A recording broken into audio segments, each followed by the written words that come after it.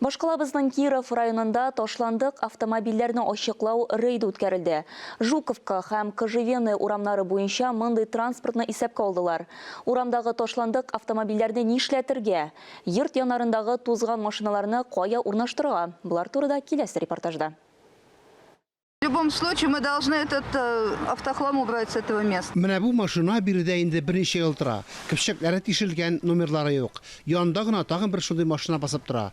Монда яшәүчеләрнең әйтүләренчә, хуҗасы автомобильне чүп-чар тутыру өчен куллана. Ул машина ишеген ачкач, тирә-юньгә начар ис тарала, күз алдына да китерә алмыйсыз. Менә 3 ел инде ул чүплек урыны булып тора. Менә бу машина да бушка урын алып тора бит. Безгә аннан башка да урын тармында. Тузган автомобильләр ойлар, хәтта юллар буена ишек алларындагы урынны кысырыклый. Алар җирле халыкка гына түгел, ә махсус техниканың йөрүенә дә комачаулый. Моннан тыш, ташланган автомобильләр балалар имгәнүенә, яңгын чыгуга да сәбәпче була.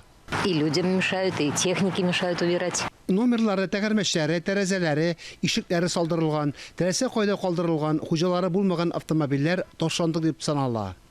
В течение 6 месяцев Ташландык машиналар ачыкланганнан соң 6 ай эчендә комиссия тикшереп беренчел карау актын төзи. Шуннан соң аларның хуҗаларын эзлибез. Билгеле вакыт эчендә хуҗалары табылмаса, аларны ачыклау өчен эчке эшләр органнарына запрослар ясыйбыз. Табылган очракта алар белән эш алып барабыз.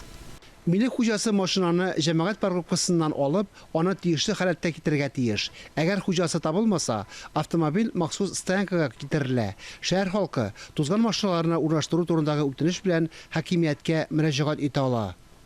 Фанис Мөхәммәдов, Диана Дасаева, Ирек Хәмидуллин, Татарстан яңалыклары.